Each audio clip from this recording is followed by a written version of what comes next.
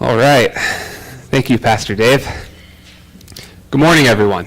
Good morning. Before I begin, I'd like to take a moment to acknowledge all of the kind words and encouragement that I've received since my last talk. It feels good to be part of a wonderful church. There are many things I do not know, but I do know that my faith grows by the day. And that is due in large part to my wife and family, to my mentorship, and to the quality of the people in this building. So thank you. Now, before I begin this message, I'd like to read to you the words of the famous Welsh writer Dylan Thomas. Thomas described himself as a roistering, drunken, and doomed poet.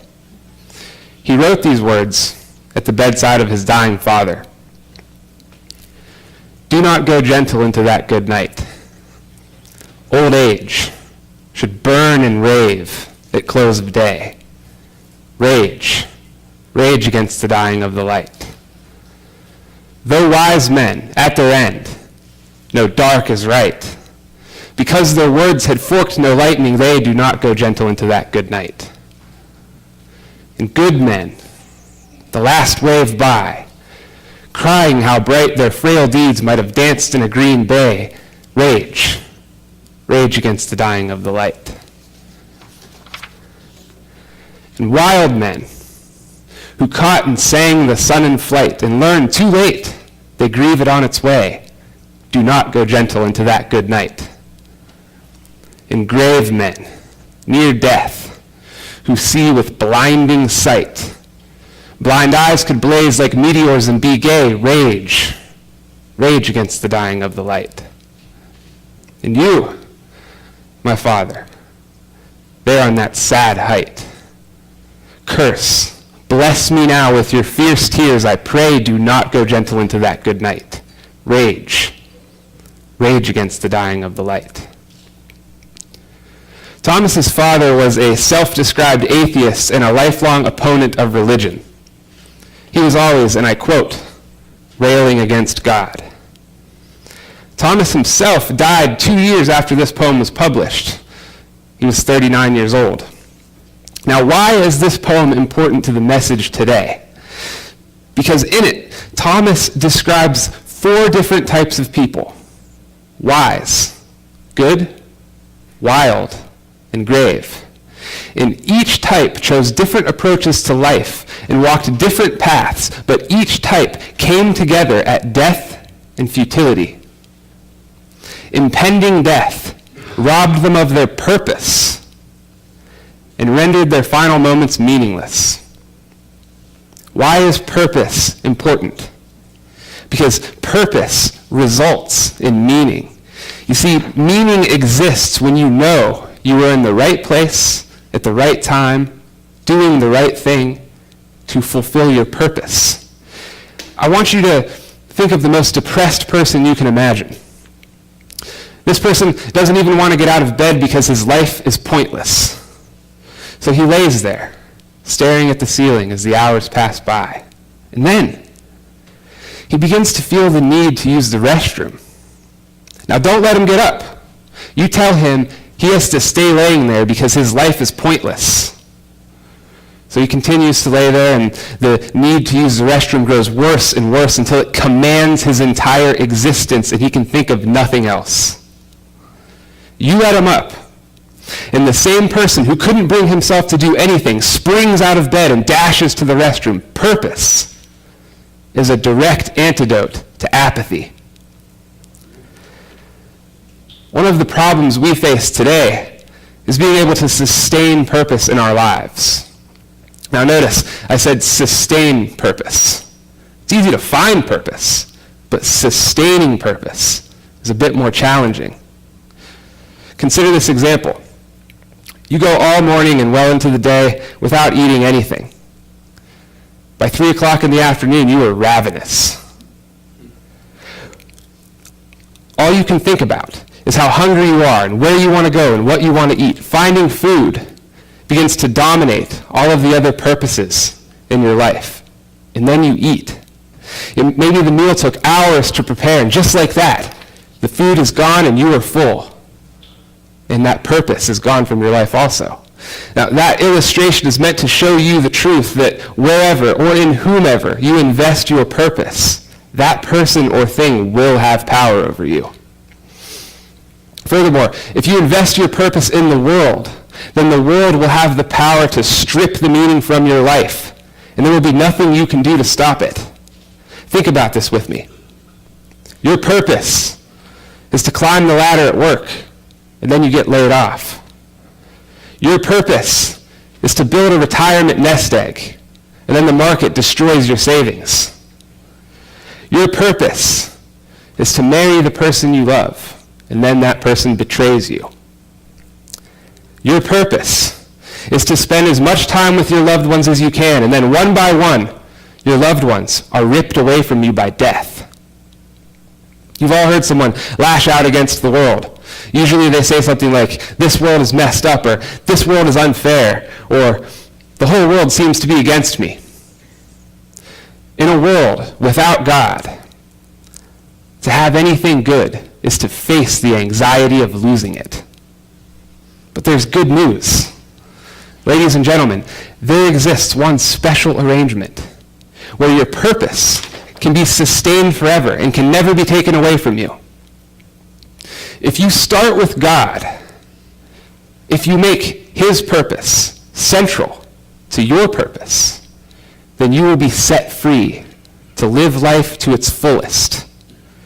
You can love those around you without fear of it being the last time you see them. You can embrace hard work and success without fear of the hammer dropping. You can have a good life without fear of it becoming a bad life. Because what's good is rooted in meaning, and your meaning is rooted in God, and nothing can take him away from you. Amen. I'm suggesting to you that the only way to sustain purpose forever is through God.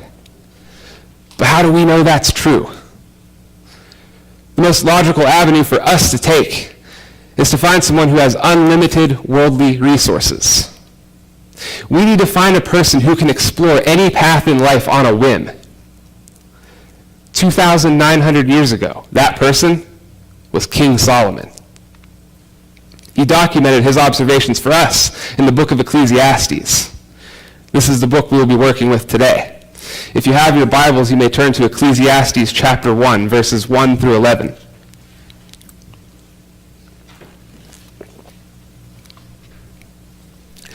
These are the words of the teacher, King David's son, who ruled in Jerusalem. Now remember, the teacher in Ecclesiastes is King Solomon. Everything is meaningless, says the teacher. Completely meaningless. What do people get for all their hard work under the sun? Generations come and generations go, but the earth never changes. The sun rises and the sun sets, then hurries around to rise again. The wind blows south and then turns north. Around and around it goes, blowing in circles. Rivers run into the sea, but the sea is never full. Then the water returns again to the rivers and flows out again to the sea. Everything is wearisome beyond description. No matter how much we see, we are never satisfied. No matter how much we hear, we are not content. History merely repeats itself. It has all been done before. Nothing under the sun is truly new. Sometimes people say, here is something new, but actually, it is old. Nothing is ever truly new. We don't remember what happened in the past, and in future generations, no one will remember what we are doing now. Solomon is off to a depressing start. He has made observations about the natural world and has seen that most of it operates in a seemingly unending revolution. To Solomon, our own lives appear to be a meaningless cycle. He says, it doesn't matter what we see or what we hear, we will never feel content. He says that history repeats itself and nothing in this life is new. Just as we've forgotten the past, so future generations will forget us. Next, he speaks on the futility of wisdom, verses 12 through 14. I, the teacher, was king of Israel, and I lived in Jerusalem. I devoted myself to search for understanding and to explore by wisdom everything being done under heaven. I soon discovered that God has dealt a tragic existence to the human race. I observed everything going on under the sun, and really, it is all meaningless, like chasing the wind.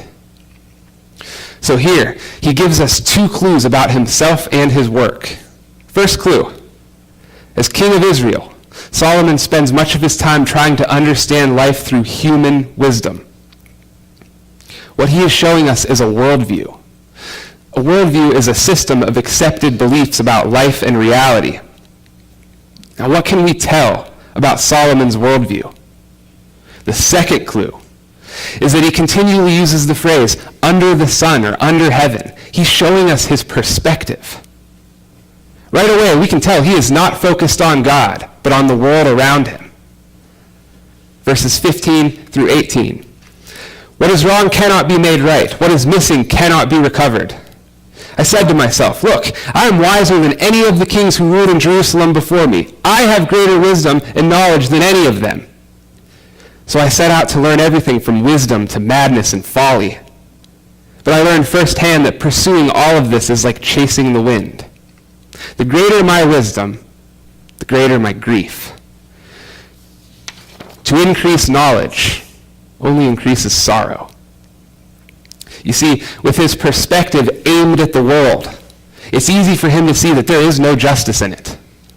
He is focused on the world and he is not seeking God. So the more he learns and the more he understands, the more the walls begin to close in around him. So what does he do? He does what many of us do when we fail to sustain purpose by our own devices.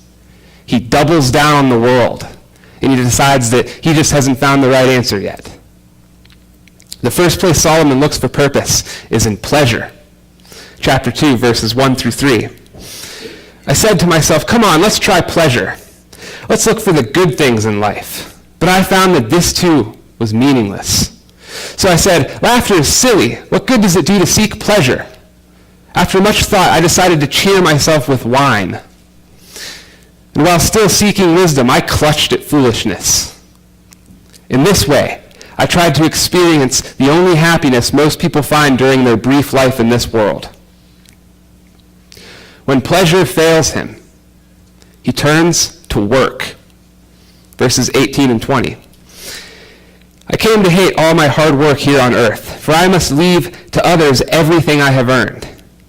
And who can tell whether my successors will be wise or foolish? Yet they will control everything I have gained by my skill and hard work under the sun. How meaningless. So I gave up in despair, questioning the value of all my hard work in this world.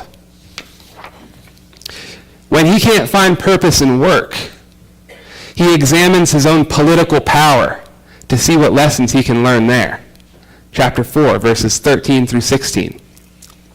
It is better to be a poor but wise youth than an old and foolish king who refuses all advice. Such a youth could rise from poverty and succeed. He might even become king, though he has been in prison. But then, everyone rushes to the side of yet another youth who replaces him. Endless crowds stand around him, but then another generation grows up and rejects him too. So it is all meaningless, like chasing the wind. Insistent on finding a lasting purpose, Solomon decides to unleash the might of his innumerable wealth. Chapter 5, verses 10 and 11. Those who love money will never have enough. How meaningless to think that wealth brings true happiness. The more you have, the more people come to help you spend it. So what good is wealth, except perhaps to watch it slip through your fingers? Pleasure, work, power, and wealth. King Solomon had all of these to a greater extent than any of us ever will. He could not escape the emptiness in his life because his perspective was fueling it. Let's explore the penalty of Solomon's perspective when applied to the 21st century. Depression among Americans has risen dramatically in the last 50 years. Dr. Carol Lieberman is a psychiatrist and member of the clinical faculty at the University of California at Los Angeles Semel Institute for Neuroscience and Human Behavior. Dr. Lieberman tells us, people who have stressors in their lives that make them feel hopeless and helpless are more likely to become depressed. Depression is anger turned inward toward the self. This anger is self-destructive and therefore harmful to the body. Elderly people may feel especially hopeless when their bodies break down with illness because it can destroy their sense of independence. Factors that influence the risk of depression include divorce, separation, where you live, your employment, the seasons and the weather patterns. All of these are external circumstances. They are the world influencing your state of mind. The average age of a person to be diagnosed with depression is 32. Could it be that at this age, you are most likely to be exposed to death, to suffering, or maybe to the realization that your circumstances and your status cannot provide your life with lasting purpose? What is your perspective? What is your perspective? Never, ever underestimate the importance of your thoughts. Thoughts, you see, thoughts give rise to words, and words carry meaning, and meaning forms perspective, and perspective changes the world. The building you are sitting in right now was once a thought in the builder's mind. The universe we live in now was once a thought in the mind of God. In the beginning was the Word, and the Word was with God, and the Word was God. He was with God in the beginning. Through him, all things were made. Without him, nothing was made that has been made. God spoke and created order from chaos. And the one who built this building, a human being made in the image of God, took a thought from his mind and created a structure out of raw material. Your thoughts determine your life, and your thoughts shape your existence. Solomon discovers the error of his ways, and he leaves us with a word of warning. Chapter 12, verses 1 through 7. Don't let the excitement of youth cause you to forget your Creator. Honor him in your youth before you grow old and say, life is not pleasant anymore. Remember him before the light of the sun, moon, and stars is dim to your old eyes, and the rain clouds continually darken your sky. Remember him before your legs, the guards of your house, start to tremble, and before your shoulders, the strong men stoop. Remember him before your teeth, your few remaining servants, stop grinding, and before your eyes, the women looking through the windows see dimly. Remember him before the door to life's opportunities is closed and the sound of work fades. Now you rise at the first chirping of the birds, but then all their sounds will grow faint.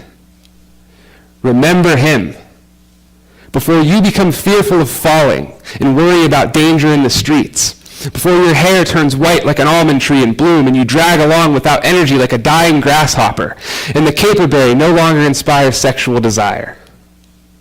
Remember him before you near the grave, your everlasting home, where the mourners will weep at your funeral.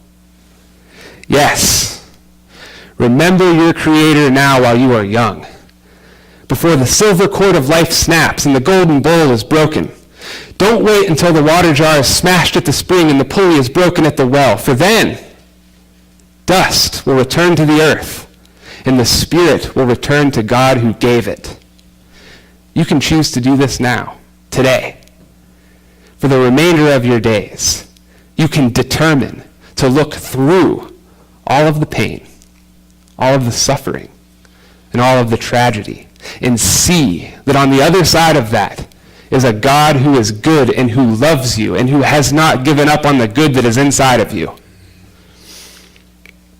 If you start with God, if you make his purpose central to your purpose, then you will be set free to live life to its fullest. And now, the most important question we must ask ourselves today: what is God's purpose, and how do we make it our own? Romans chapter 8, verses 28 through 30.